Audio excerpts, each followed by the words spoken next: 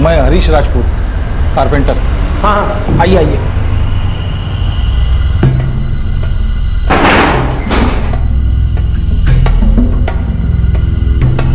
बताइए कौन कौन सा सामान बनवाना है आपको? सब, सोफा, कुर्सियाँ, अलमारी, डाइनिंग टेबल, सब कुछ। ठीक है। अच्छा, कौन सा सामान किधर रखेंगे ये बता दो पहले से, तो मैं नाप ले लेता हूँ उस हिसाब से। एक मिनट।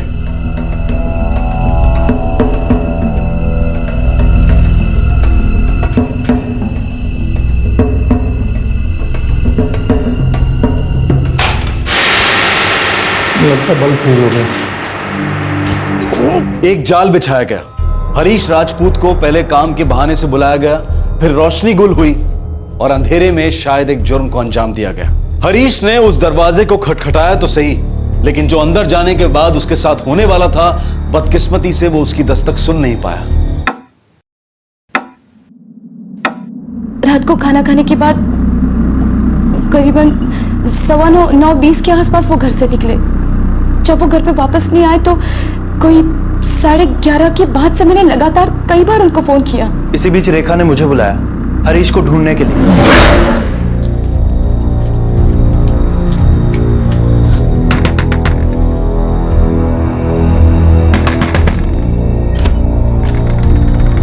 दीदी तुम, क्या हुआ? आशा, हरीश बाहर गए थे, बहुत देर हो गई लेकिन वापस नहीं आए। पता नहीं कहाँ रह गए, फोन भी नहीं उठा रहे। उसने जाते हुए बताया कि कहाँ जा रहा है? बोला था चाल में काम के लिए किसी के घर जा रहा हूँ, आधे घंटे में लौट आऊंगा। चलो फिर देखते हैं।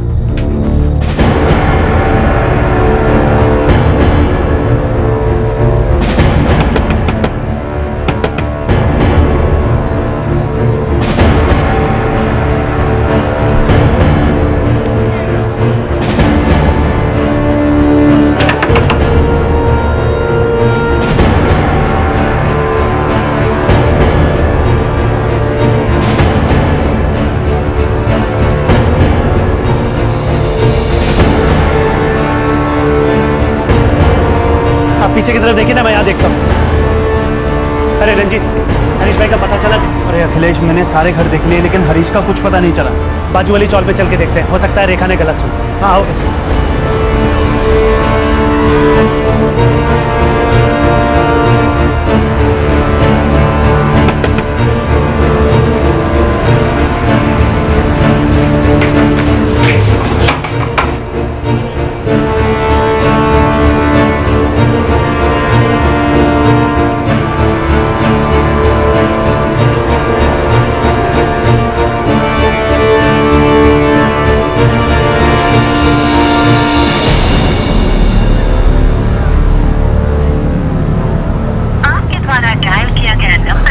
अरे हरीश का फोन तो अभी भी बंद आ रहा है। रेखा, वो किसके घर गए थे? पता नहीं, वो उसे फोन पे बार बार कह रहे थे कि वो कल आएंगे। हाँ, उसका नंबर लिख के रखा है उन्होंने।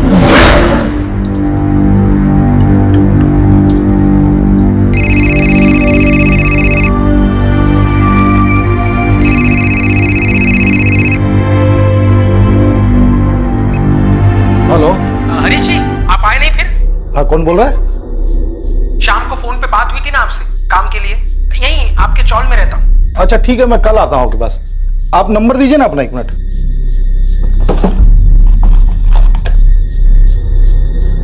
फोर 5 6 7। ठीक है, फोन करके आता हूँ जी मैं कल। शाम से फोन कर करके परेशान कर रखा है इस आदमी ने। घर का काम कराना है कोई। देख लो ना जाके, ऐसा ना हो कि अच्छा काम हाथ से निकल जाए। अरे नहीं रेखा, अभी थक गया हूँ मैं बहुत, कल जाऊंगा अब। जैसे हमने रात का खाना खत्म किया, वैसे फिर से उसका फोन आ गया।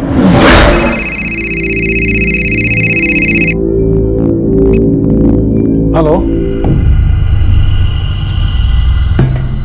हाँ हाँ, अरे ठीक है बाबा, आ रहा हूँ मैं। अरे फोन तो रखिए आप, मैं पहुंच रहा हूँ। हाँ 10 मिनट में पहुंच रहा हूँ बस। ओके जी। परेशान कर दिया रेखा, मैं जाता हूँ, आधे घंटे में आऊँगा, पास में काम है।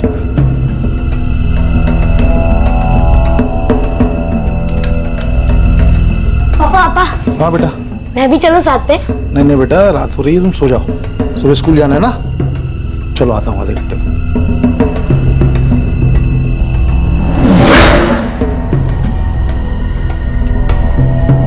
अरे उस नंबर पे कॉल करके देखते हैं ना, जो हरीश भाई ने अखबार पे लिखा था। 7878। The number you have called is currently switched off. Phone तो ऑफ आ रहा है।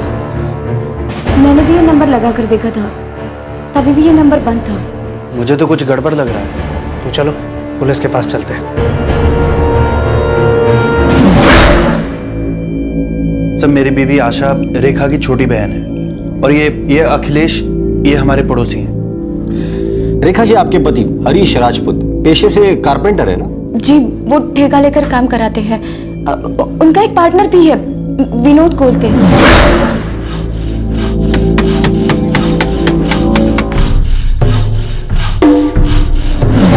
जी, चारकोप में उनका वर्कशॉप है।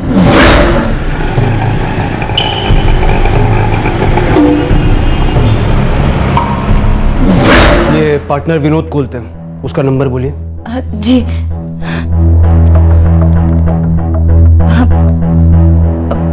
मालवनी में रहता है वो।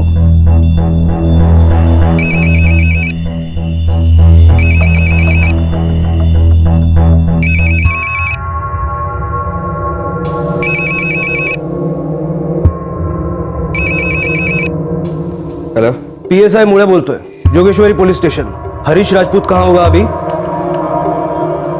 घर पे होगा सर। क्यों, क्या हुआ सर? घर से तो गायब है, किसी कस्टमर को मिलने गया था। आपको पता है किससे मिलने गया था?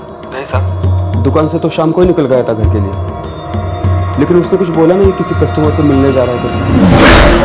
चल करके रखना इसको।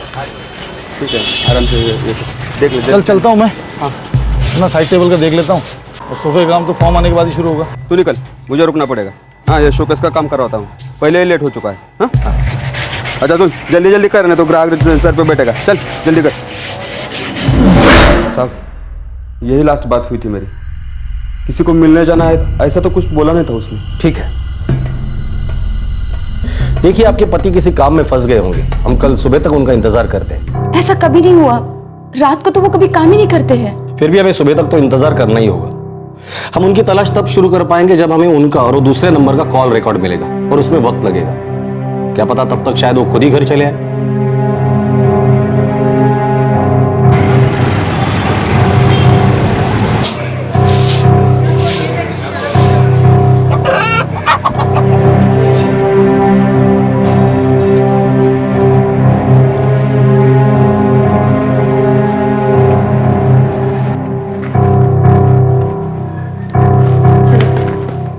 पापा अभी तक नहीं आए मम्मी?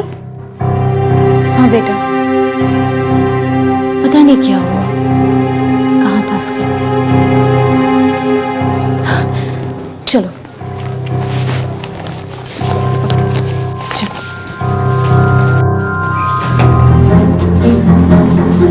दीदी, जीजा जी की कोई खबर? नहीं, अब तो कुछ भी नहीं।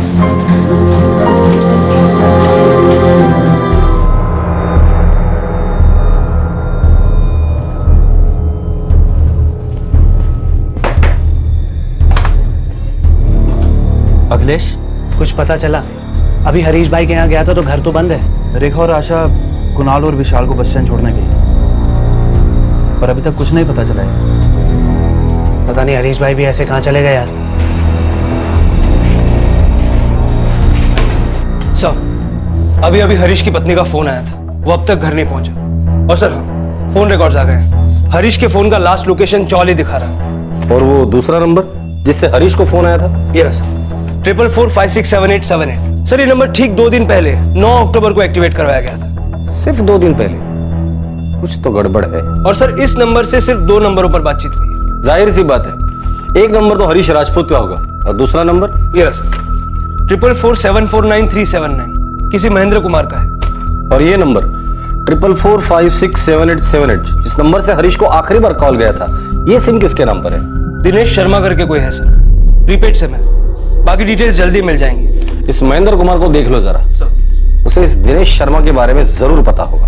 फोन कॉल, फोन करने वाला और फोन के लिए इस्तेमाल किया गया फोन नंबर, ये सभी एक साजिश का हिस्सा लग रहे थे। हरीश राजपूत के अलावा सिर्फ एक महेंद्र कुमार ही था जिससे उस नंबर से बातचीत की गई थी। अब लग रहा था कि वही एक सिरा है जिसके जरिए हरीश राजपूत कहां है और आखिर उसके साथ क्या हुआ है यह पता चल सकता है।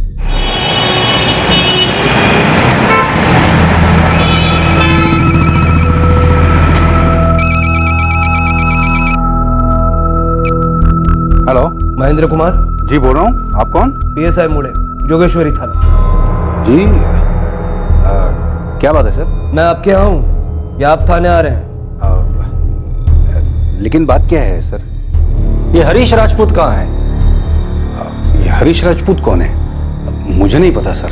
हरीश राजपूत कल रात दिनेश शर्मा से मिलने गया था और फिर लौटा ही नहीं। हाँ, ये दिनेश शर्मा को तो मैं एक बार मिला हूँ। वो किराएदार है मेरा। आज वो एग्रीमेंट पेपर बनाने के लिए डॉक्यूमेंट लेके मेरे पास आने वाला है। और ये दिनेश शर्मा कौन है? उसने 2 दिन पहले 10 तारीख को मुझे फोन किया था। बोल रहा था आपका घर मुझे किराए पे चाहिए। कहाँ है आपका घर? भवानी नगर चौक, जोगेश्वरी।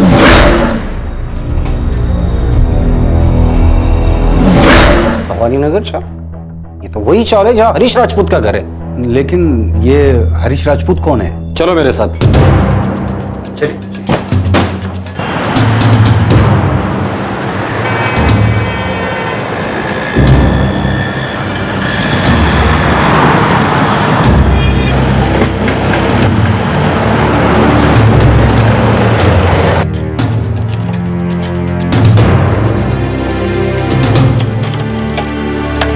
वैसे एक चाबी मैंने उनको भी दी है। आइए।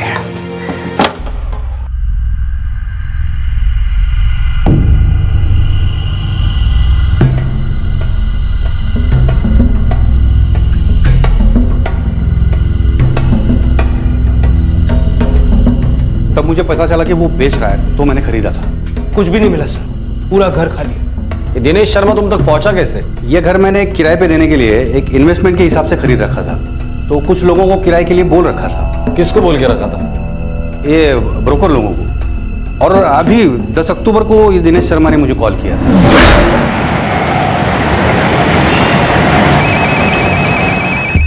अरे बल्लू, जरा फोन देख तो। ये देखिए। और एक मैं आपको दिखाता हूँ। हाँ, ये एक मिनट साहब, भवानी नगर चौल वाले घर के किराए के लिए किसी का फोन है। तू जरा कस्टमर देख। हाँ, एक मिनट में। हाँ, ये दिखा दे। हेलो, महेंद्र भाई। हाँ बोल रहा हूँ। आप कौन? दिनेश शर्मा बोल रहा हूँ। मुझे आपके भवानी नगर के चौल वाला घर रेंट पे चाहिए।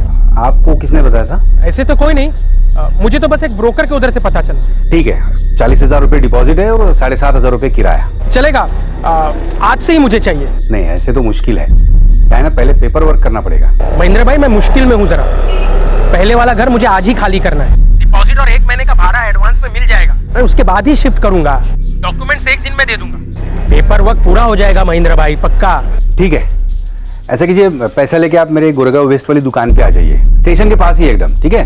हाँ, मैं घंटे 2 घंटे में पहुंचता हूँ। दिनेश किसी एक और के साथ आया था। अब कौन था वो तो पता नहीं। बराबर है। तो महेंद्र भाई, चाबी?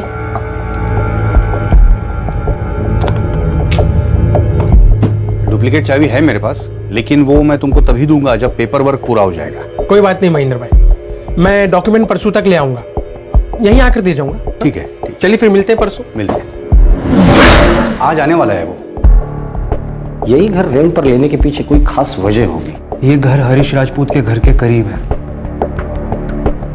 साहब, अब तो हम लोगों को डर लगने लगा है। अभी तक फिरौती के लिए कोई फोन नहीं आया ना? साहब, हरीश एक साधारण सा कारपेंटर है। उसका अपहरण कोई क्यों करेगा? किसी के साथ दुश्मनी, कोई झगड़ा या कुछ भी? क्योंकि ये काम तो एकदम प्लान लगता है।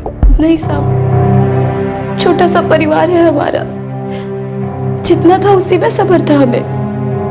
और मेरे पति तो हमेशा काम से काम ही रखते हैं।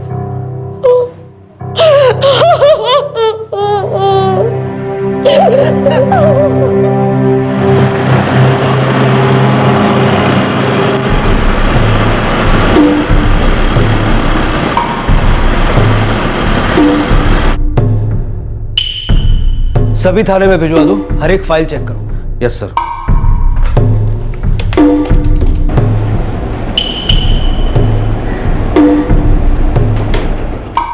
हरीश राजपूत कहाँ है?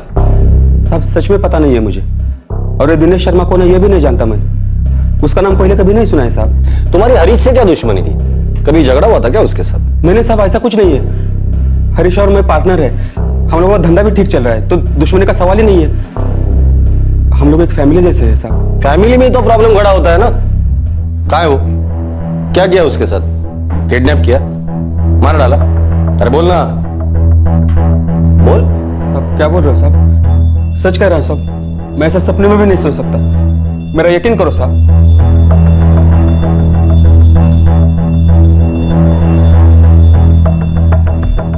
इसका नंबर सर्वेलेंस पे डाल दो। सर। और वो दिनेश शर्मा, उसके नंबर के डिटेल्स आ गए? सर प्रीपेड सिम था, 1-2 दिन में डिटेल्स आ जाएंगी। पूरा एक दिन निकल गया लेकिन अभी तक फिरौती के लिए कोई फोन नहीं आया। इस आदमी ने हरीश के घर के पास ही घर किराए पे ले लिया, फिर काम के बहाने जोर देकर उसे घर पर बुला लिया। मुझे तो डर लग रहा है कि कहीं कोई अनहोनी ना हुई हो। सर महेंद्र को बुलवा के दिनेश का स्केच बनवाऊं? बुला लो। सर।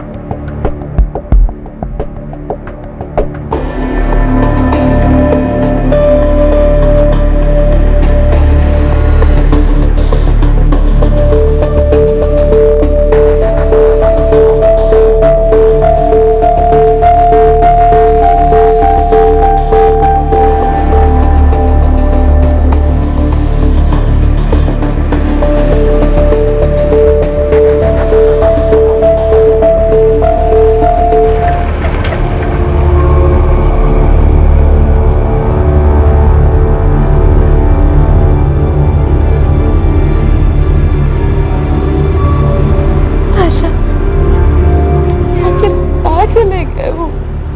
भगवान करे जीजा जी ठीक हो और जल्दी वापस आ जाए। ऐसे कहाँ चले गए वो?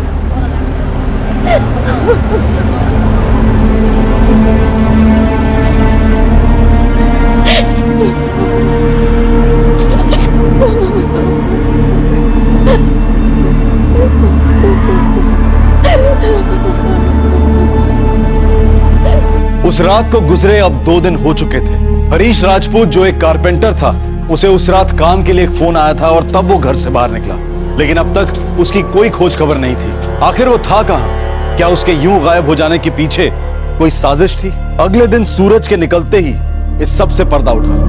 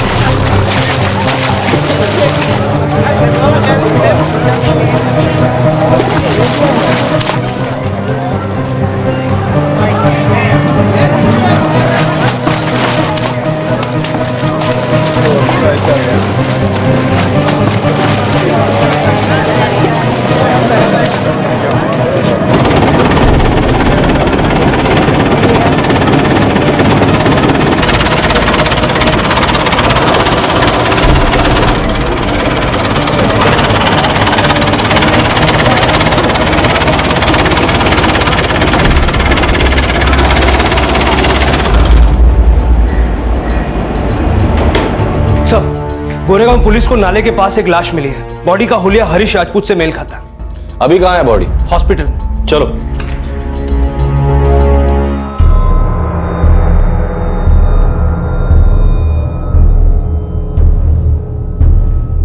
बॉडी काफी सड़ चुकी है, लेकिन ये साफ साफ गला घोटने का मामला दिख रहा है। मौत का समय क्या होगा? लगभग 72 घंटे पहले हुआ होगा। घर वाला ने इन्फॉर्म कर।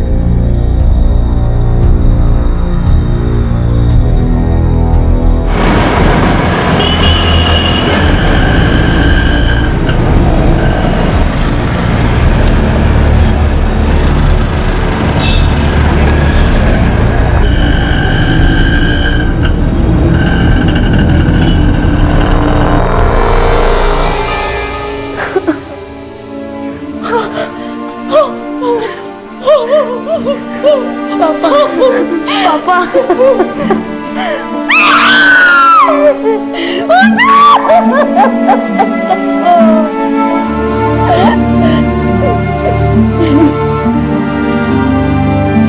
लोग मिसिंग कंप्लेंट को मर्डर केस में बदल रहे हैं। सर, हो ना हो इसमें हरीश के उस पार्टनर विनोद का कुछ हाथ है। क्यों? ऐसा क्यों लगता है आपको? सर, क्योंकि जो भी क्लाइंट्स हरीश लेकर आते थे, ये विनोद उन्हें छीनने में लगा रहता था। रेखा जी, आपको क्या लगता है, क्या ऐसा हो सकता है? मुझे पता नहीं, पता नहीं कोई क्यों उन्हें मारना चाहेगा? उन्होंने कभी किसी का बुरा नहीं किया।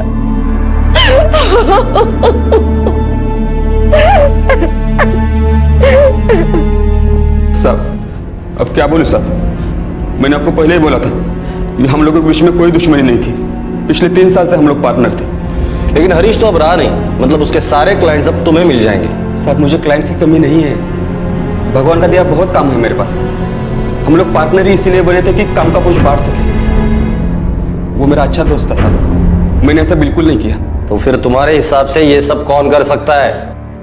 पता नहीं साहब। हरीश का किसी क्लाइंट के साथ झगड़ा हुआ था या किसी से दुश्मनी थी उसकी? नहीं, ये तो कुछ पता नहीं साहब। ठीक है, मुझे हरीश के सारे क्लाइंट्स की लिस्ट चाहिए।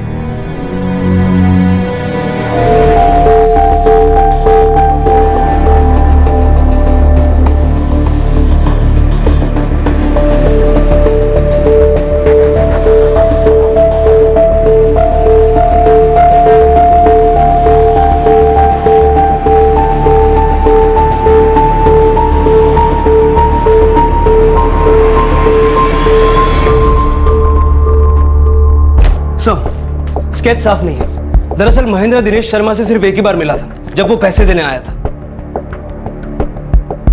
चलो, कुछ तो हाथ लग गया जिससे तलाश शुरू की जा सकती है। यह स्केच उन ब्रोकर्स को दिखाना जिससे महेंद्र ने बात की थी।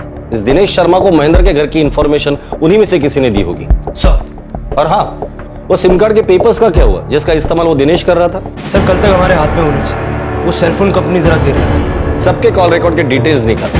रणजीत परमार, आशा परमार, उसका पड़ोसी अखिलेश, यहां तक कि हरीश की बीवी रेखा की। आपको क्या किसी अंदरूनी के शामिल होने पे भी शक है? ये पार्टनर वाला एंगल थोड़ा कच्चा लगता है। कोई तो वजह होगी। इस दिनेश शर्मा का कोई प्राइवेट मोटिव नहीं है तो किसी ना किसी का तो फायदा जरूर होगा इसमें।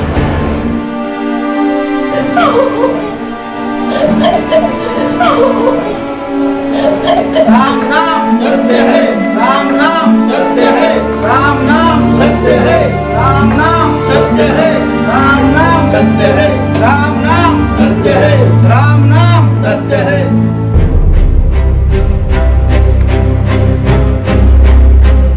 नहीं साहब, मेरी तो महेंद्र भाई के चौल वाले घर को लेकर किसी से कोई भी बात नहीं हुई।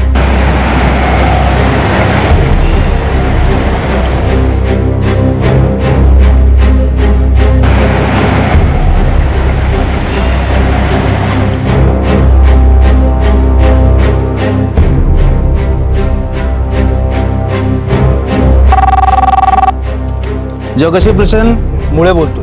हो साहब, नमस्कार।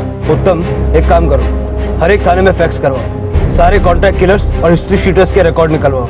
दिनेश शर्मा शायद हमें इनमें से ही मिल जाए। ठीक है साहब।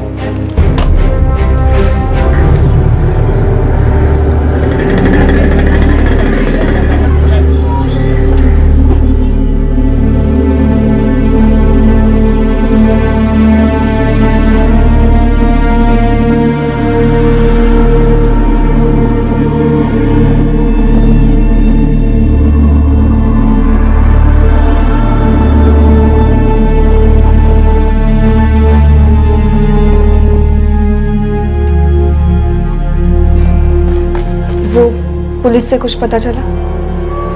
नहीं,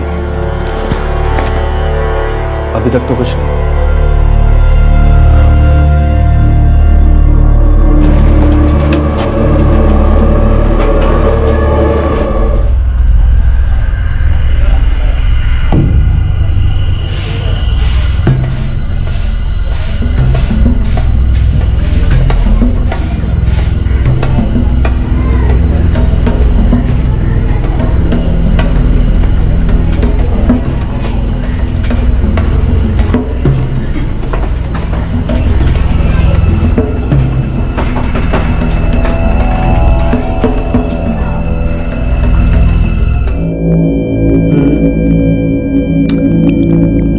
कुणाल, ये गलत तरीका है।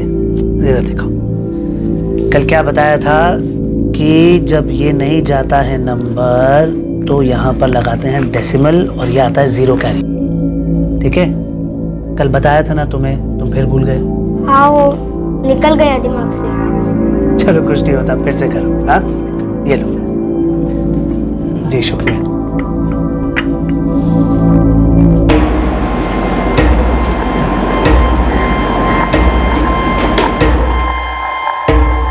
रंजीत परमार एक फैक्ट्री में काम करता है।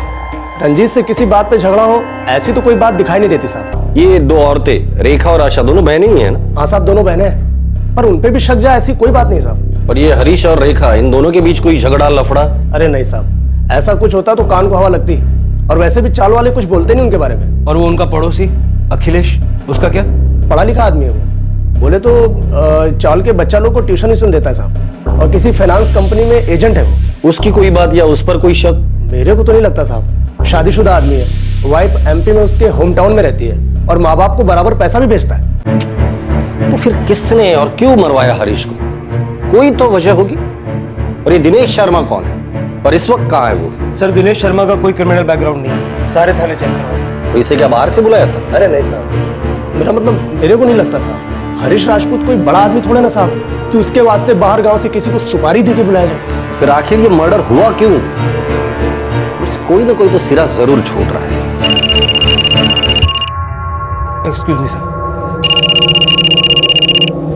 हेलो सर, 444567878 एक प्रीपेड नंबर था। पता है, और ये भी पता है कि दिनेश शर्मा के नाम से लिया गया था। मुझे एक्टिवेशन के टाइम दी गई डिटेल्स चाहिए। सर, हमारे तक अब तक पेपर पहुंचे नहीं है। एक्चुअली सर, वेरिफिकेशन से पहले ही शायद नंबर एक्टिवेट कर दिया है। ये सिम कार्ड कहाँ से खरीदा गया था? Just a minute sir, Goregaon में रजनी मोबाइल सर्विसेज से नंबर लिया गया था। पेपर भी उन्हीं के पास है। Thanks sir. दिनेश शर्मा ने जहां से सिम कार्ड खरीदा उस दुकान का पता चल गया। गुड, चलो देखते हैं।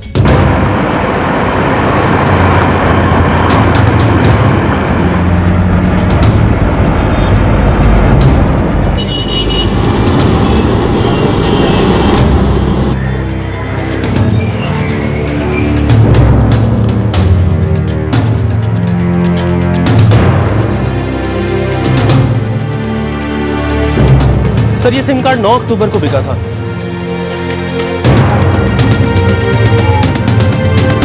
ये प्लान तो हरीश राजपूत के घर के पास ही रचा जा रहा था। हम लोग फालतू में बाहर उलझे हुए थे।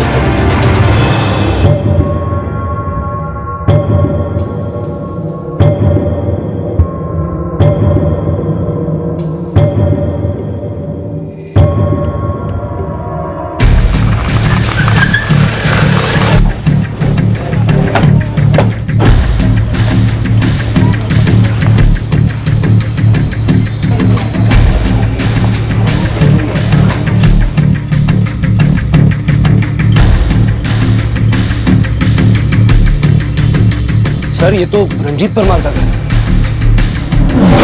सर, हो ना हो इसमें हरीश के उस पार्टनर विनोद का कुछ हाथ है। साहब, आप मेरी बात तो सुनिए। आपको कुछ गलतफहमी हो रही है। मेरा कुछ भी लेना देना। ये तो बताइए कि मेरे पति ने किया क्या है। छोड़ दीजिए इन्हें साहब, छोड़ दीजिए इन्हें, छोड़ दीजिए। सर, एक मिनट सर, बताइए तो सही, बात क्या हुई? बहुत नाटक कर लिया इसने। हरीश को जिस नंबर से कॉल आया था वो सिम कार्ड इसी ने खरीदा था। टाकरे हाथ में दे। नहीं साहब, मैंने कोई नंबर नहीं लिया साहब। साहब, मेरे पति ऐसा नहीं कर सकते साहब, छोड़ दीजिए उन्हें, छोड़ दीजिए। बात समझिए साहब, रुक जाइए, रुक जाइए। पापा, पापा।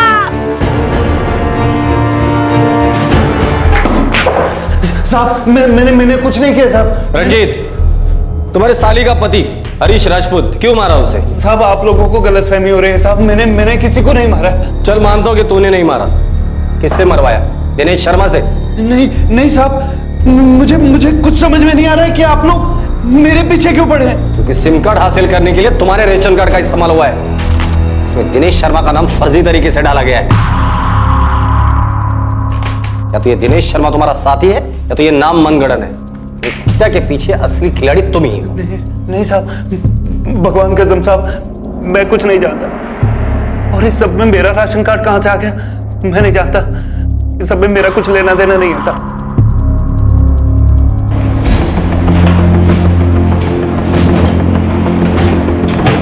ये क्या खेल चल रहा है महेंद्र? कौन सा खेल सर? वही खेल जो दिनेश शर्मा के नाम पर खेला जा रहा है। क्या सच में कोई दिनेश शर्मा है या वो ये रंजीत परमार ही है? अब समझ में आया क्या है खेल? नहीं सर, लेकिन ये रंजीत परमार कौन है? मैं नहीं जानता सर। सर मुझसे बहुत बड़ी भूल हो गई कि मैंने अपना घर बिना किसी पेपर वर्क के, बिना किसी पुलिस वेरिफिकेशन के भाड़े पे चढ़ा दिया। बस ये मर्डर के बारे में मैं कुछ नहीं जानता सर, कसम से। देख महेंद्र, सच सच बता दे। अगर तूने बताई हुई एक भी बात झूठ निकली ना, 10 दिन तक यहाँ उल्टा लटका के रखूंगा मैं तुझे, समझे?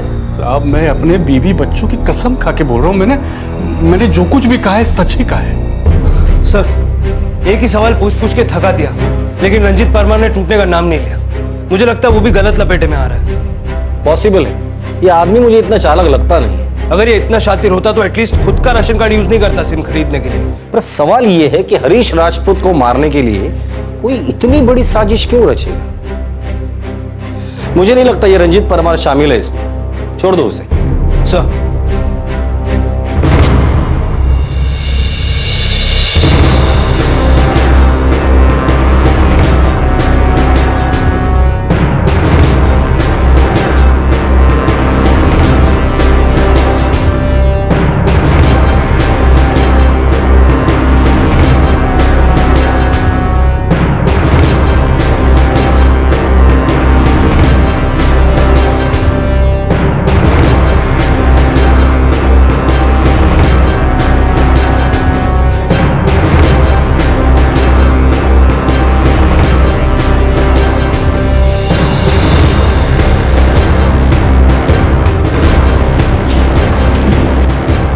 सर काम का कोई लफड़ा नहीं लगता है। कुछ भी नहीं, कुछ तो होगा। अब क्या है कि बाहर से तो सब साफ सुथरा दिखता है, लेकिन जरा डीप में देखो तो एक बात हिट किया मेरे को। क्या? वो जो मास्टर जी है ना अखिलेश, जो ट्यूशन लेता है रंजीत परमार के बेटे कुणाल की, वो हरीश राजपूत के बेटे विशाल की ट्यूशन क्यों नहीं लेता? पूछो क्यों? आगे बोल। आगे बात यह है कि 1.5 साल पहले तक दोनों की ट्यूशन लेता था, ठीक है, दोनों को साथ पढ़ाता था। फिर अचानक से उसने विशाल की ट्यूशन क्यों बंद कर दी? सोचने की बात है, सोचो सोचो। ए हीरो, आगे बोल। आगे मुझे कुछ नहीं मालूम, चाली में भी किसी को आइडिया नहीं है। अच्छा, ये हरीश की बीवी रेखा, क्या उसका किसी के साथ अफेयर या चक्कर था?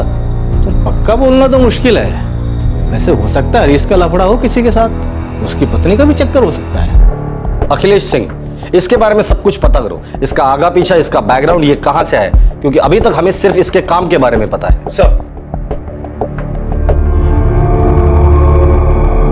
सिम कार्ड लेने के लिए किसी ने मेरा राशन कार्ड यूज किया। दिनेश शर्मा, लेकिन ऐसा तो कोई आदमी इस चौल में कभी रहा ही नहीं।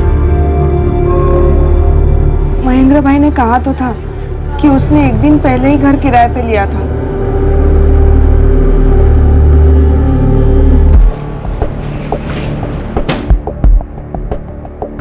सर ये अखिलेश भोपाल के पास उमरिया का रहने वाला है। 2011 में उसकी शादी हुई थी। उसकी बीवी अखिलेश के माँ बाप के साथ उमरिया में ही रहती है।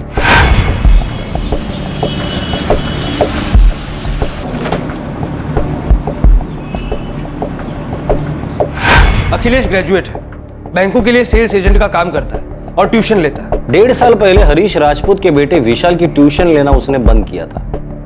क्यों? एक काम करो, आशा परमार को पुलिस स्टेशन बुला लो। कहना इंटरोगेशन नहीं करना, कुछ जानकारी चाहिए। सर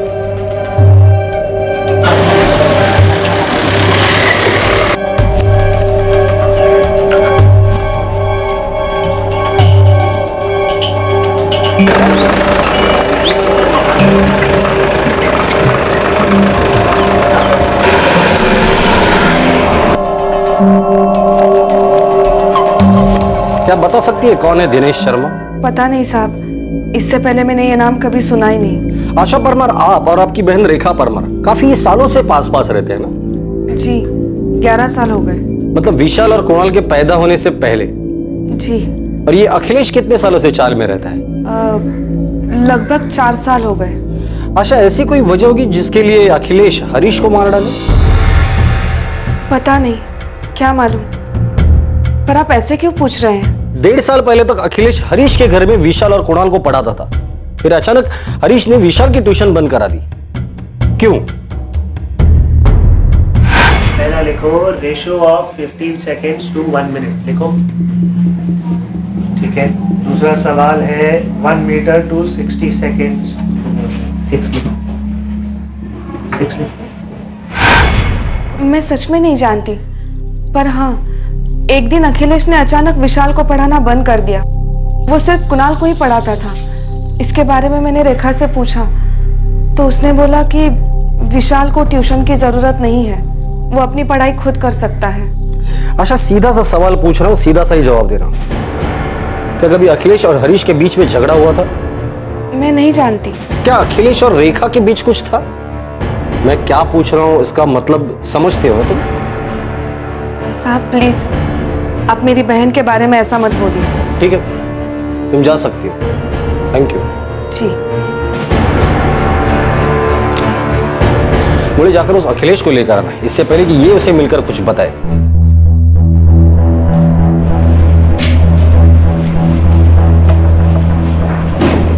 हरीश राजपूत और उसकी वाइफ रेखा को यह लगा कि विशाल अब खुद पढ़ सकता है, नहीं जरूरत उसे ट्यूशन की। असली वजह बताओ अखिलेश, असली वजह जो अब भी तुम छुपा रहे हो। सर मैं कुछ नहीं छिपा रहा हूँ। सर हो सकता है कि वो लोग अफोर्ड ना कर पा रहे हो। हाँ, पर ऐसा उन्होंने मुझे कुछ कहा नहीं। उस चाल में पिछले 4 साल से तुम रहते हो। हरीश राजपूत बहुत बड़ा कारपेंटर नहीं था, पर उसकी हालत इतनी भी खराब नहीं थी। सबसे पहले तुमने कुणाल को पढ़ाना शुरू कर दिया, उसके बाद तुमने विशाल की ट्यूशन लेना शुरू कर दिया। फिर एक दिन अचानक तुम्हें विशाल की ट्यूशन बंद करने को कहा जाता है। क्यों? आपका इशारा क्या है सर? तुमने हरीश राजपूत को मारा। इतनी सी बात पे मार दूंगा क्या सर? क्या कह रहे हैं सर? सर मेरी अच्छी खासी जिंदगी है, मैं खुश हूँ, मैं शादीशुदा हूँ सर। और सबसे बड़ी बात सर, हरीश राजपूत और मेरे बीच में कोई दुश्मनी नहीं थी। आशा परमार, रेखा राजपूत की बहन ने हमें बताया कि तुम्हारा और रेखा का अफेयर था, इसीलिए हरीश ने तुम्हारी ट्यूशन बंद करा दी थी।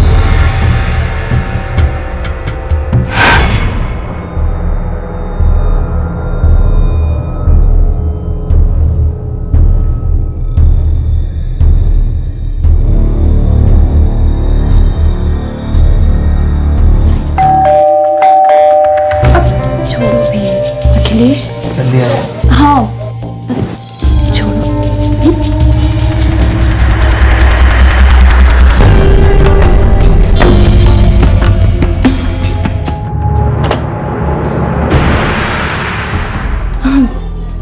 आप इतने जल्दी आ गए? अरे कुछ तबीयत ठीक नहीं लग रही थी ना, इसलिए लौट आया। सुबह से बस बुखार जैसा लग रहा है। आप बैठिए ना, मैं पानी लेकर आती हूँ।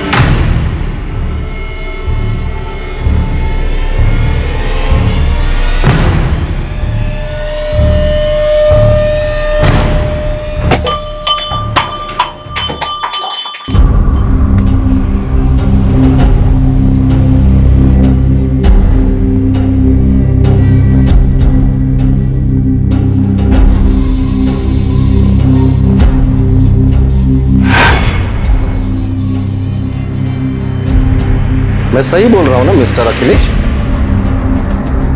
जी, लेकिन सर रेखा और मेरे बीच में इस बात को हुए 1.5 साल से ऊपर हो गया।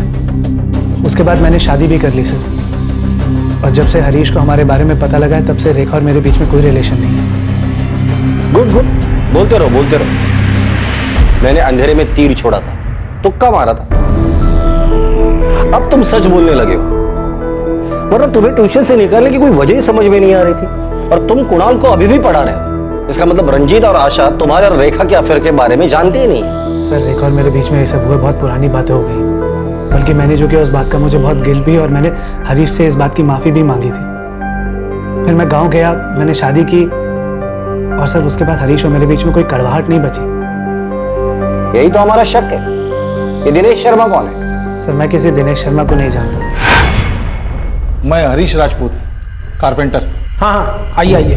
दिनेश शर्मा तुम्हारा साथी है जिसको इस काम के लिए तुमने हायर किया था। मैंने नहीं किया सर, मैंने नहीं मारा हरीश को। ठीक है, तुम मुंबई छोड़कर कहीं नहीं जाओगे जब तक हम लोग हरीश राजपूत के खूनी को पकड़ नहीं लेते। और याद रखना, हमारी नजर रहेगी तुम पर।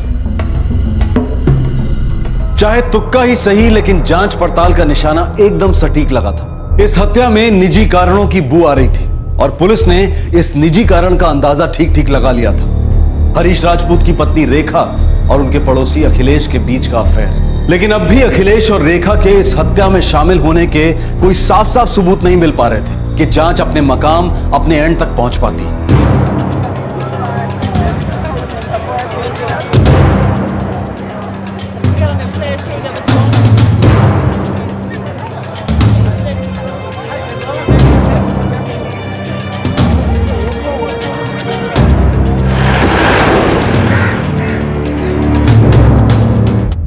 गलत राह पर चली गई थी,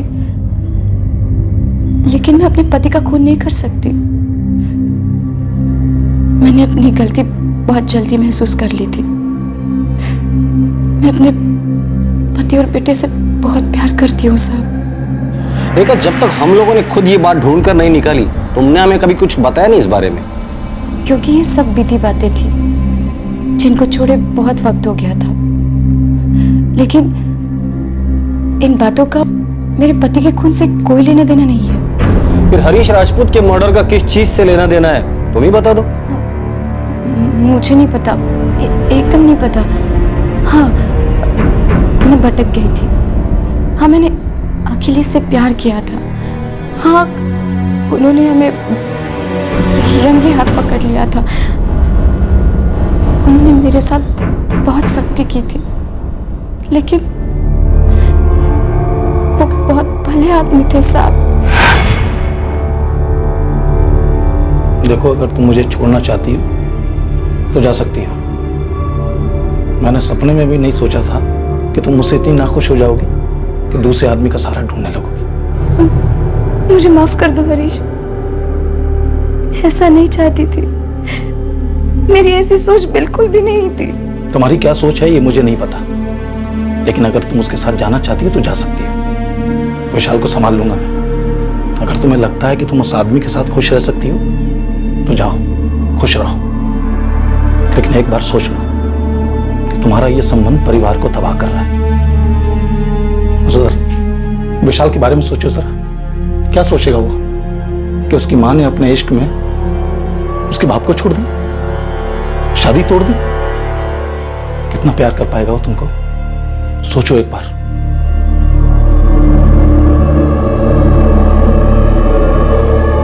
और सुनो, मैं नहीं चाहता कि अखिलेश इस घर में दोबारा कदम रखे।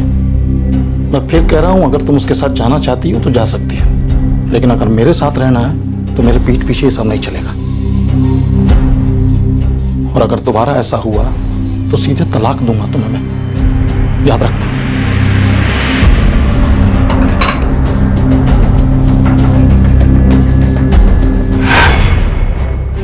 तुम दोबारा अखिलेश के पास गई। हरीश ने तुम दोनों को रंगे हाथ पकड़ लिया था और हरीश की पत्नी होते हुए यह चक्कर चलाना मुश्किल था। इसलिए तुम दोनों ने प्लान किया क्यों ना हरीश को रास्ते से हटा दिया जाए। इससे तुम्हें हरीश की बीवी होने के सारे फायदे मिलते और रास्ता भी साफ था। अखिलेश को तो कोई दिक्कत ही नहीं थी, उसकी बीवी गांव में रहती और वो यहाँ मुंबई में क्या गुल खिला रहा है ये उसे कभी पता ही नहीं चलता। नहीं, अखिलेश से तो मैंने पहले ही रिश्ता तोड़ दिया था साहब। मैंने अपने पति को नहीं मारा, नहीं मारा मैंने अपने पति को। मैंने अपने पति को नहीं मारा साहब, मैंने अपने पति को नहीं मारा, अपने पति को नहीं मारा। सर, अपराध की असली वजह पर तो हमने उंगली रख दी है, लेकिन अब भी पूरा मामला हमारी मुट्ठी में नहीं आया। इन दोनों में से किसी के भी खिलाफ हमें अब तक एक भी सबूत नहीं मिला। इनफैक्ट कॉल रिकॉर्ड्स को देखते हुए भी दिनेश के साथ रेखा और अखिलेश के संबंधों का एक भी निशान हमें अब तक नहीं दिखाई दे रहा। हमने तीर तो मारा है, पर क्या यही तीर सही तीर है? एक पास तो हमने ढूंढ निकाला, हो सकता है कि ऐसे और भी कई पास हो, या ऐसा भी हो सकता है जितना हम सोच रहे उससे कई ज्यादा लेना देना दिनेश शर्मा का इस केस से हो।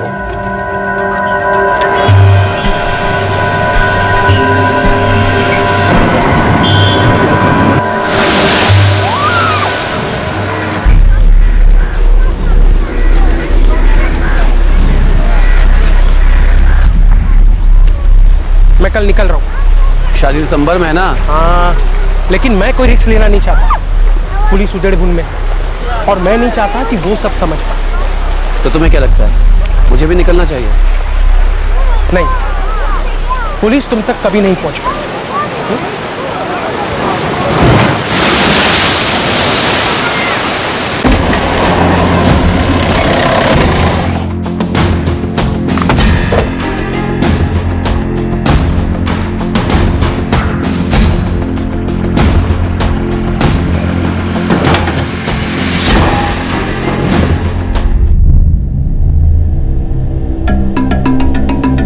पूरे चांसेस है कि हरीश राजपूत को इसी घर में मारा होगा, या दिनेश शर्मा अपने साथियों के साथ उसका इंतजार कर रहा होगा। उन्होंने हरीश राजपूत को बुलाया होगा, फिर गला घोटकर मार डाला होगा। हरीश शायद रात के 9:30 बजे के करीब इस घर में पहुंचा होगा।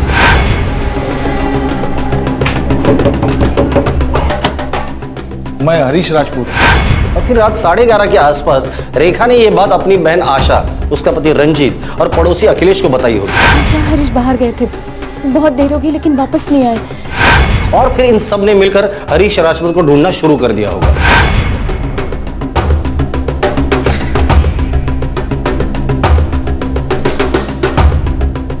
सर, अगर मान लें कि रेखा और अखिलेश भी इसमें शामिल थे, तो फिर वो लोग यहाँ इस घर में जरूर आए होंगे। दिनेश के साथ मिलकर बॉडी को नाले पे फेंका हो, वापस लौटे होंगे और फिर तलाश का नाटक शुरू किया होगा। बॉडी को ठिकाने लगाने के लिए किसी न किसी व्हीकल का इस्तेमाल किया होगा, जिसकी अरेंजमेंट उन्होंने पहले से करके रखी होगी। हो सकता है मर्डर के बाद उन्होंने किसी को बोल के व्हीकल मंगवाया हो, और उन्होंने उस रात चांस लिया होगा, शायद हरीश राजपूत काम के लिए आ जाए।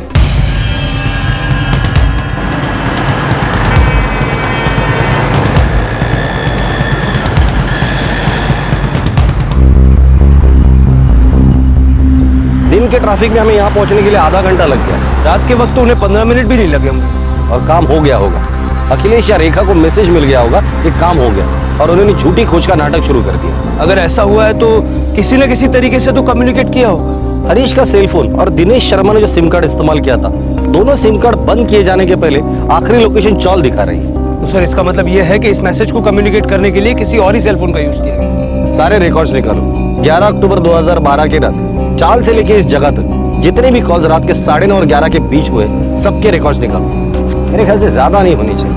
सर, रेखा और अखिलेश पर शक जरूर था, लेकिन उनके इसमें शामिल होने के कोई सबूत नहीं थे। इनके उस रहस्यमय दिनेश शर्मा के साथ जुड़े होने का भी कोई इशारा नहीं था। जिन लोगों ने हरीश राजपूत के कत्ल का प्लान रचा था, पुलिस अब उन कातिलों की चाल के कदमों के निशान खोजने में लगी थी।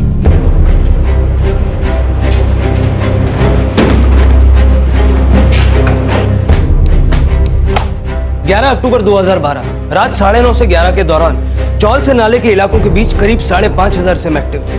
इसमें से हमें एक ऐसा नंबर ढूंढना है जिसका मूवमेंट चाल से नाले की तरफ। सर,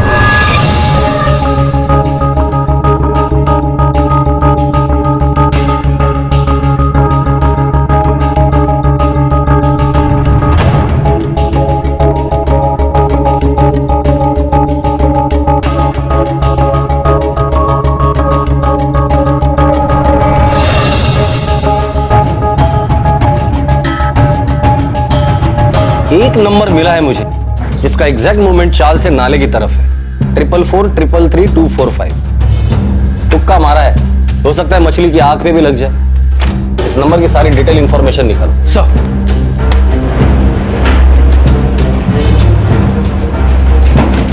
सर 444-333-245 ये नंबर दमन का है और किसी रोहित प्रकाश का। रोहित प्रकाश? हो सकता है यही दिनेश शर्मा का वो अनजान साथी हो। सर, इंटरेस्टिंगली रोहित प्रकाश के इस नंबर से उसी रात 10:05 पर इस दूसरे नंबर पर कॉल किया गया था जो उस वक्त चौल में मौजूद था। इंटरेस्टिंग है। ये नंबर 444-599-22 इसको ट्रैकिंग पे डाल दो। हो सकता है ये चाल का वो शख्स हो जो इस हत्या का मास्टरमाइंड है। सर, रोहित प्रकाश का ये नंबर इस वक्त डिस्कनेक्टेड है, लेकिन हमारे पास उसका दमन का एड्रेस है। गुड। सबसे पहले तुम इस दूसरे नंबर वाले आदमी का पता लगाओ। ठीक है सर। सर 444599922 ये सिम प्रीपेड है। आपसे पिछली बार जिस सिम के बारे में बात हुई थी ना, उसी सिम के साथ उसी दुकान रजनी मोबाइल सर्विस से ये सिम खरीदा गया।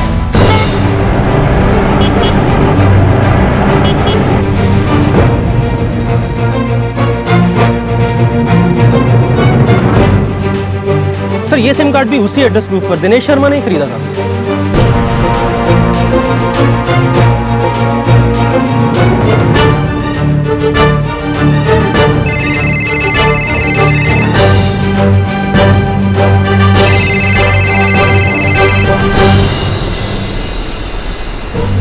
हाँ मुड़े बोल।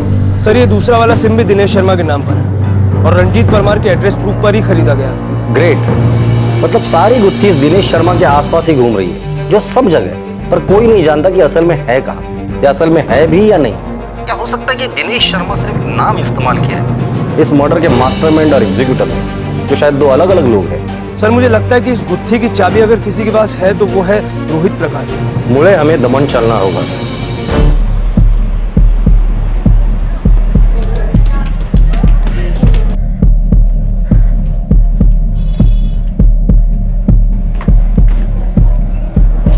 आशा, ये अखिलेश और रेखा के बारे में तो मुझे कुछ पता ही नहीं था। तुम्हें पता था कुछ? नहीं, जीजा जी ने भी कभी कुछ नहीं बोला। और रेखा और अखिलेश किसी को क्यों बताएंगे? अच्छा, कहीं कुछ ऐसा तो नहीं जो सिर्फ मुझे ना बताओ, या हम दोनों को ही ना बताओ? आप कहना क्या चाह रहे हैं? नहीं, कुछ नहीं, रहने दो।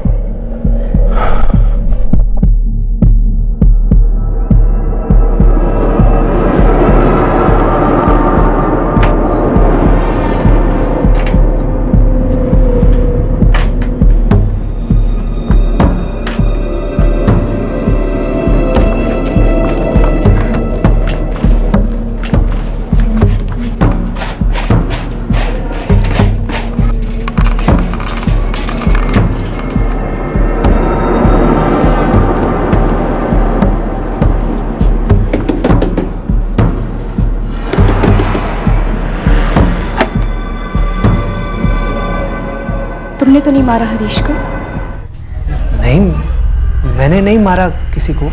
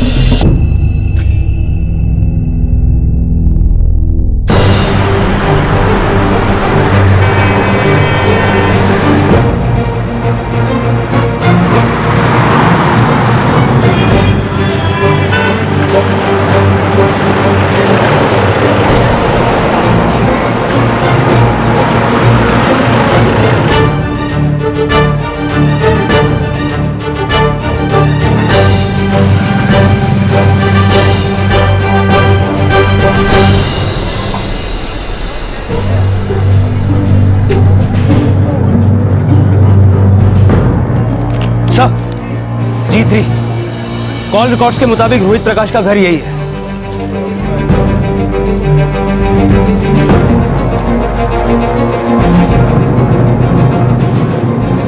भाई साहब, आप रोहित प्रकाश को जानते हैं? जो ये मकान में रहता है? जी। जो कारपेंटर है वही ना? हाँ हाँ वही। कहाँ गया है वो? शायद गांव गया होगा, सुना था उसका मैरिज होने वाला है। अच्छा, गांव कहाँ है उसका कुछ पता है आपको? नहीं मालूम नहीं। हाँ, उसका एक फ्रेंड है भूपेश, उसके साथ इधर ही रहता है। Thank you.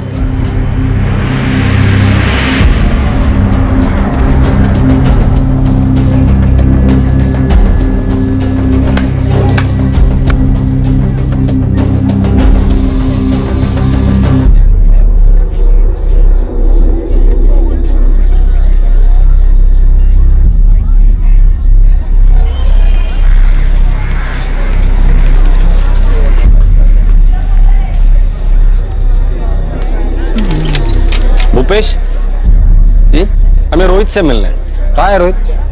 रोहित? कौन रोहित? मैं किसी रोहित को नहीं जानता। ये सब क्या है? छोड़ो। तो पक्की बात है कि तुम रोहित को बहुत अच्छी तरीके से जानते हो। मैं सच बोला। सब बता दे। अब तुम्हें याद भी आया होगा कि रोहित कौन है और इस वक्त कहाँ है वो। रोहित अपनी शादी के लिए गया साहब। ये दिनेश शर्मा कौन है और ये रोहित का और दिनेश का आपस में कनेक्शन क्या है? दिनेश शर्मा कोई है ही नहीं। रोहित ही दिनेश शर्मा बन गया था। हेलो हरीश जी, आप आए नहीं फिर? हाँ, कौन बोल रहा है? दिनेश शर्मा। शाम को फोन पे बात हुई थी ना आपसे काम के लिए, यहीं आपके चौल में रहता हूँ। गुड, हमारा भी यही अंदाजा था कि ये रोहित ही होगा। अब सिर्फ इतना बता दे, ये रोहित है कौन, इसका आगा पीछा क्या है और गांव कौन सा है उसका? उमरिया, भोपाल के पास। सर, ये अखिलेश भोपाल के पास उमरिया का रहने वाला है। उमरिया? सर, ये अखिलेश भी तो उसी गांव का रहने वाला है। अब जाके पहले के सारे टुकड़े एक दूसरे से जुड़ रहे हैं। मुड़े, मुझे लगता है हमारा निशाना मछली की ठीक आग पर लगने वाला है।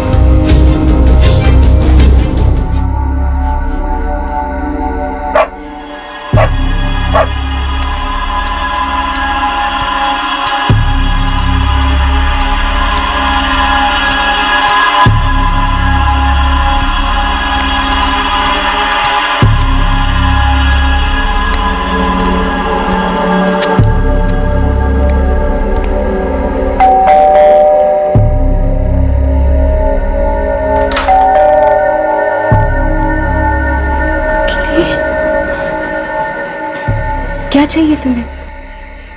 देखा, मैंने हमेशा तुम्हें चाहा। क्या चाहिए?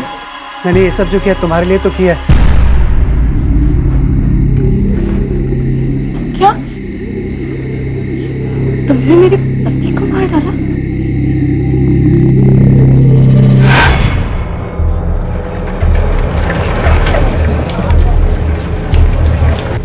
मैं जी नहीं सकता तुम्हारे बिना। अखिलेश, मैं किसी की बीवी हूँ, एक बच्चे की माँ हूँ मैं। मेरा घर परिवार है। देखो, हमारे बीच जो भी कुछ हुआ है वो भूल जाओ। गलती हो गई थी मुझसे, बहक गई थी मैं। बस अब भूल जाओ सब। और फिर तुम्हारी भी तो शादी हो चुकी है ना। देखो, जो हुआ सो हुआ। मैं अपने पति और बेटे को नहीं छोड़ सकती। ऐसा तो भूल दो कि तुम मुझसे प्यार नहीं करती। मैं तुमसे प्यार नहीं करती। बस चले जाओ यहाँ से।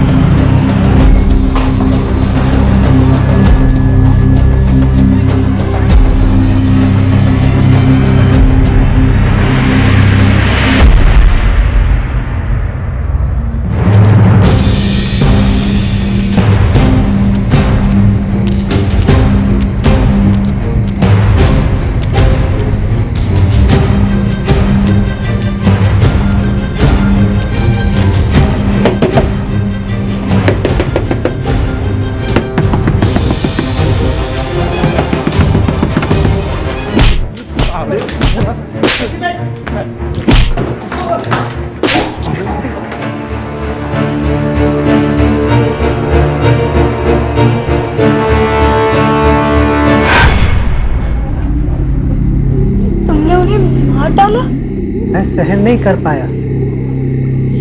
उसने मेरे घर में आके मुझे मारा और फिर मैं तुम्हें भी तो अपने साथ रखना चाहता था और इसके अलावा और कोई दूसरा रास्ता नहीं था। तुमने क्या सोचा? तुम मुझे इस तरीके से पालोगे? तुम हमेशा से क्या मेरे साथ नहीं रहना चाहती थी?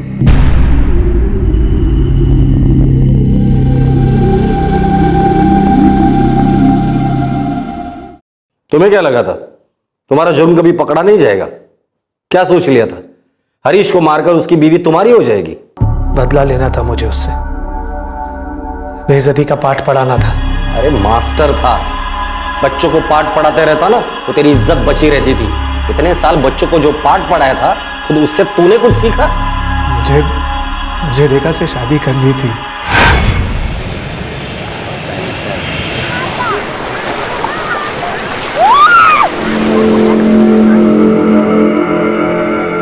तो तू अब चाहता क्या है?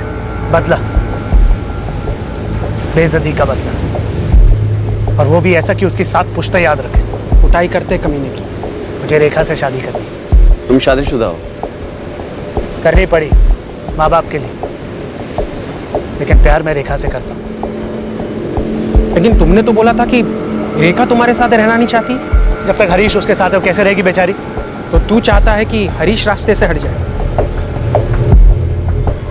अगर तू चाहता है तो मैं तेरे लिए ये काम करूंगा। करेगा तू? मैं करूंगा, लेकिन इसके लिए मुझे क्या मिलेगा वो बोल। मेरी शादी का सारा पैसा मैं दूंगा, सारा खर्चा। यही तो मुझे चाहिए था। भूपेश, मैं तुम्हें कुछ पैसे दूंगा, लेकिन इसकी तैयारी थोड़ी अच्छे से करनी होगी। हमने 2 बार ट्राई किया लेकिन बात बनी नहीं। और इस बार तूने रंजीत परमार का रेशन कार्ड चुरा लिया। हाँ, मैंने चुराया और उसका एक डुप्लीकेट बनाया, सिम कार्ड हासिल कर लिया। देखो भाड़ा 8,000 लूंगा, ज़्यादा 500 कम, उससे ज़्यादा नहीं। डिपॉजिट लेकिन मैं 40,000 लूंगा। ठीक है, थोड़ा टाइम दो, 2-3 पार्टी है मेरे पास, मैं दिखाता हूँ। जल्दी करो, क्या है ना, मैंने घर लोन पे लिया हुआ है और मुझे जल्दी से जल्दी भाड़े पे चढ़ाना है। अपना नंबर दे दो। हाँ लो।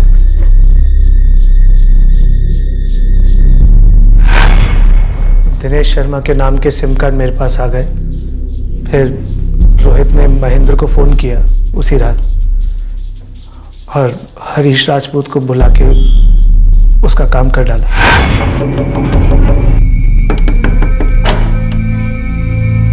मैं हरीश राजपूत, कारपेंटर।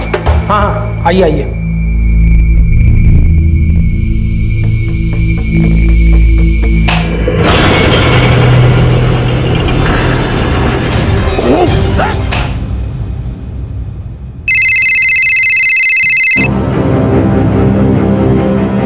हाँ रोहित, काम हो गया। अच्छा, ऐसा कर, तू पहले फोन से सिम बाहर निकाल दे, ठीक है? और मैं अभी आता हूँ वहां पे।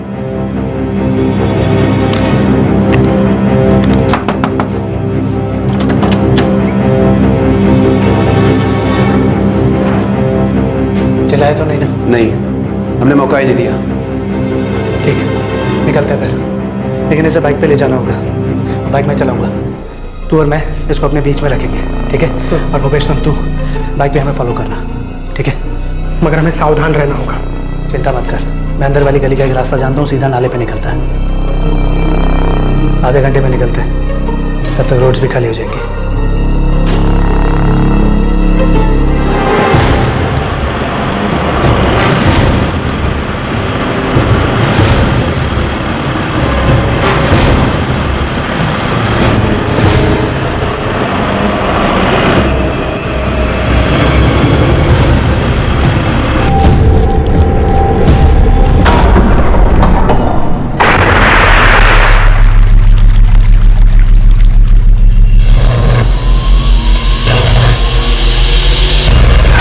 हम उसकी लाश को नाले में फेंक के वापस आ गए और फिर घर आकर हरीश राजपूत को ढूंढने में लग गए। बड़े दुख की बात है। क्या सोच लिया था हरीश को मारकर तुम्हारा बदला पूरा हो जाएगा, उससे तुम्हारा प्यार तुम्हें वापस मिलेगा?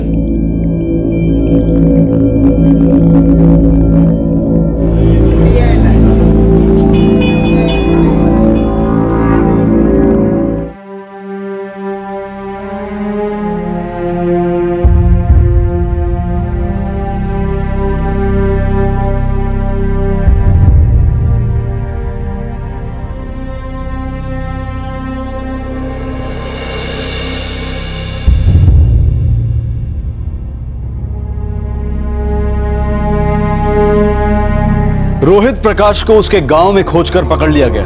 अखिलेश, भूपेश और रोहित तीनों भी जुडिशियल कस्टडी में हैं। पुलिस चार्जशीट फाइल कर चुकी है और जल्द ही केस की सुनवाई शुरू हो जाएगी।